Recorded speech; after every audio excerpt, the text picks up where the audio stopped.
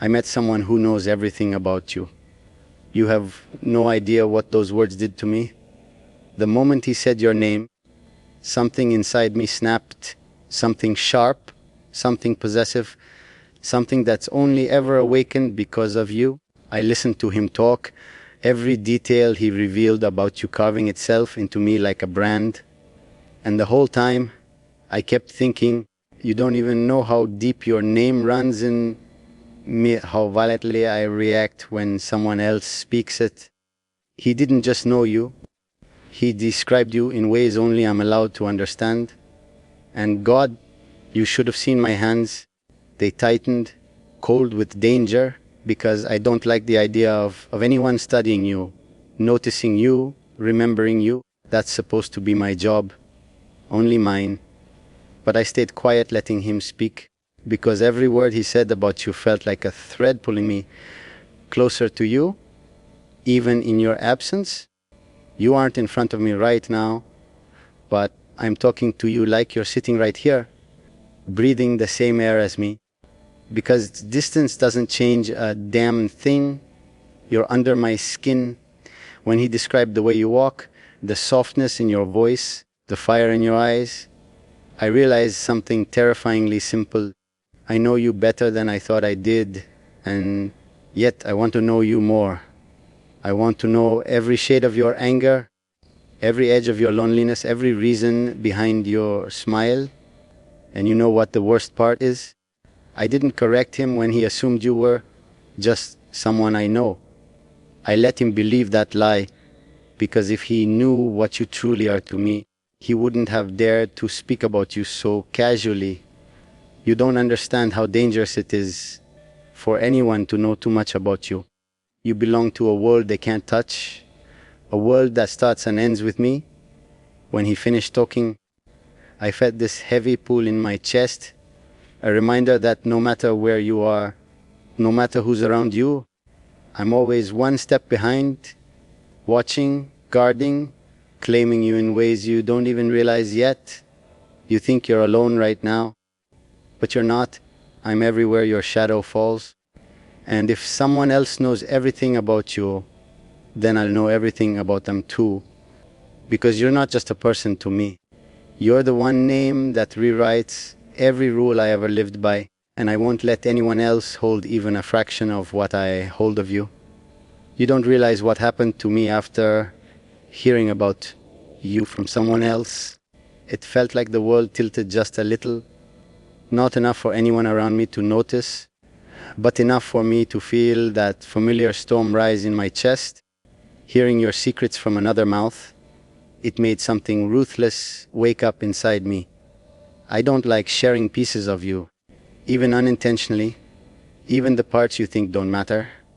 Everything about you matters to me, even the things you try to hide. He spoke about you like he understood you, like he had the right to discuss your fears, your habits, your ways of loving and hurting. And the whole time I was listening, I kept thinking how wrong he was, how shallow his understanding was compared to mine. You're not a puzzle for strangers to solve. You're not a story for them to narrate. You're a fire that only I've learned to survive. But he kept talking, and I kept feeling that dangerous calm filling me. The kind of calm a man feels before he does something irreversible. The worst part, he didn't even know what you mean to me. He had no idea he was standing in front of a man who would burn entire histories just to protect one truth about you. He spoke casually, lightly, as if he wasn't handling something sacred, and I let him talk, because every wrong assumption he made only reminded me how deeply, painfully I've memorized you. He doesn't know the sound of your silence. He doesn't know the weight of your sadness. He doesn't know how your eyes give away every emotion you try to hide. But I do. And while he talked, I kept imagining you, somewhere far away, thinking you're invisible to me. You're not. Distance doesn't change what you are to me. It only sharpens it. You're not in front of me right now, but it feels like you're the only one I'm speaking to, the only one I hear, the only one whose presence fills the empty spaces in my life. It's strange how someone can be far and still feel closer than anyone standing next to me. You don't know how dangerous you've made me without even trying. Every time someone mentions you, my pulse shifts, my breath slows, my mind switches into something darker, something protective, possessive, unsoftened. I've never reacted to anyone the way I react to you. And maybe that's the part that scares me the most.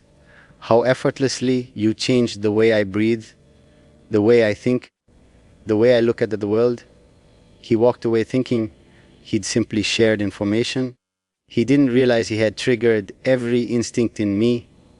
The instinct to guard you, hide you, pull you closer even when you're not here. And now I'm sitting with this heavy, undeniable truth.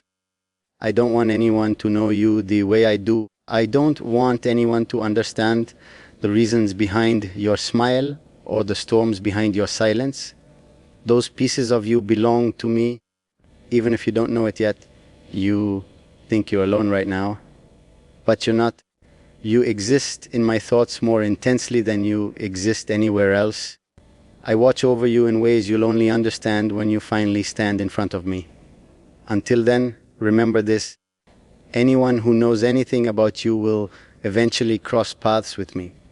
Because everything connected to you becomes my concern, and everything you hide I learn, because I don't stop where others do. I go to the places where your truth lives, even the dark corners you fear to touch.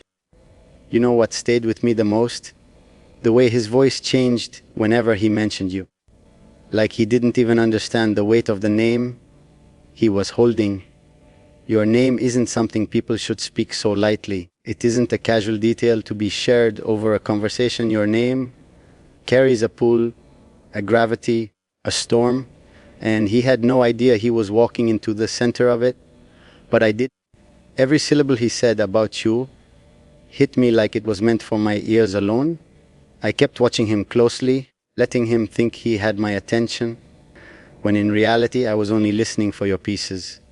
Every habit he described, every emotion he thought he understood, every memory he claimed to know, I measured all of it against the truth I hold of you, and nothing matched.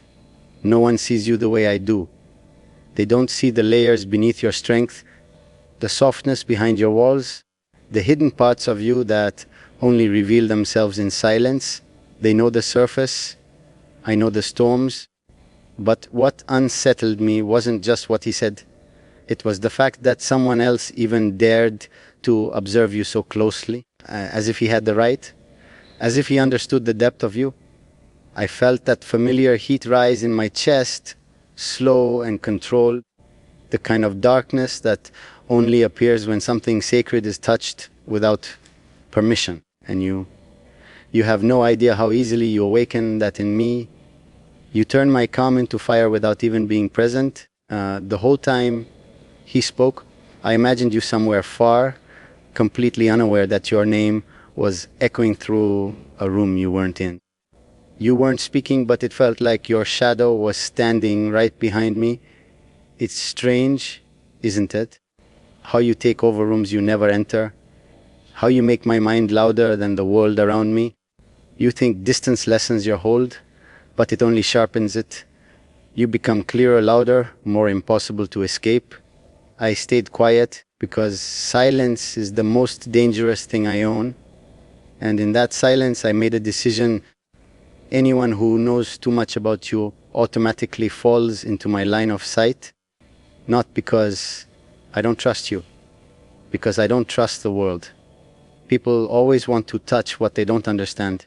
They always want to reach for what glows even if it burns them. And you burn without trying.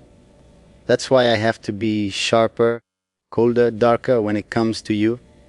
After he walked away, I felt that familiar pull inside me, the one that only leads back to you. It's almost ridiculous how deep it goes. You're not here, but you're everywhere in my thoughts. You think I stop thinking about you when you disappear. I don't. You linger like a heartbeat I can't control. Every word he said about you only reminded me how much of you I've memorized without trying. How much of you I claim without speaking it aloud, and now I'm left with this truth. Even when someone else talks about you, it feels like they're trespassing on my territory, because you're not just someone I know. You're the one person whose absence feels louder than anyone's presence. And whether you realize it or not, everything connected to you eventually becomes mine to protect, mine to guard, mine to know. You don't understand what you do to me, even from a distance. When he talked about you, it wasn't just information, it was intrusion. It felt like someone stepping into a room that belongs only to us, touching a door I keep locked even from myself, and hearing him say things about you that were never meant for his mouth. It made something inside me tighten, slow and dangerous. I don't like the idea of someone else carrying pieces of you. I don't like the sound of your story in anyone else's voice but mine. He described you with confidence, as if he had the right to shape your image in front of me. Every detail he gave, I compared it with the way I see you. Not just the surface you show the world, but the parts you hide even from your own reflection. People think they know you when they've only touched the edges. But I've seen the shadows you try to bury, the silence you try to breathe through, the fire you try to tame. They know the version you allow. I know the version you can't control. His words kept circling in my mind long after the conversation ended. Not because he said something new, but because he said anything at all. You've made me protective in ways I never planned to be. Territorial even. And the worst part, you don't even try. You don't ask for loyalty, don't demand attention, don't force anyone to stay. You simply exist. And somehow that's enough to make a man like me rewrite every line of his restraint. The moment he walked away, the silence he left behind didn't feel empty. It felt loud. It felt like you were standing somewhere in that quiet, watching me from a distance you think protects you. But you can't hide from someone who reads your absence like a map. You're not here, but your presence pressed against me like a shadow I couldn't shake. Distance doesn't weaken your pull. It sharpens it, defines it, makes it impossible to ignore. I kept thinking how strange it is that someone else can talk about you, yet none of it touches the truth of who you are. You are a labyrinth of emotions no outsider has the patience to understand. They don't see the war inside your quiet. They don't hear the softness you try to kill to survive. They don't feel the strength you carry when the world tries to break you. But I do. I've always seen you clearer than anyone else ever will. And as I listened to him, I felt this cold realization settle in me. Anyone who notices you becomes my concern, not because you're fragile, but because you're rare. Rare things attract attention, both the right kind and the dangerous kind. And I can't let the wrong eyes see what I see in you. I can't let the world touch something it can't protect. You may think you don't need this darkness in me, but you do, because the world won't soften for you. So I harden for both of us. In the end, it wasn't what he said that mattered. It was what it awakened in me, this instinct to stand between you and anything that thinks it understands you. You don't know how deep your name sits in me. You don't know how fiercely you live in places of me no one else will ever reach. And maybe you'll never know fully. But remember this, anyone who carries knowledge of you carries a risk. And I am the one who deals with risks where you are concerned, always. You have no idea what kind of storm you create in me without even speaking. After he talked about you, I felt that familiar pull tightening inside my chest, the one that refuses to let anyone else hold your name without consequence. It wasn't jealousy. It was something darker, older, something that feels like instinct rather than emotion. As if the moment someone touches your story, a part of me steps out of the shadows and demands to know why. He said you've changed. He said you've been quieter, more distant, more guarded lately. And I listened to every word, not because I trusted him, but because I wanted to know if you were carrying something alone again. You always do that. Carry storms by yourself. You think silence protects you, but it only draws me in deeper. Because when you retreat, I move forward. When you hide, I search. When you break, I feel the crack from miles away. The more he talked, the more I realized something he never could. The things he noticed were only the surface echoes of what you're truly feeling. He saw the tired smile. I see the pain behind it. He saw the distance. I see the walls you build when you're afraid of needing someone. He saw the calm. I see the fire barely held together in your hands. He sees parts. I see the whole. That's the difference between knowing someone and belonging to them. There was a moment where I almost stopped him, almost told him to keep your name out of his mouth, but I didn't.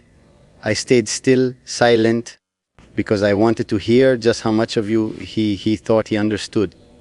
And it was laughable. He doesn't know what your heartbeat sounds like when you're trying to be strong.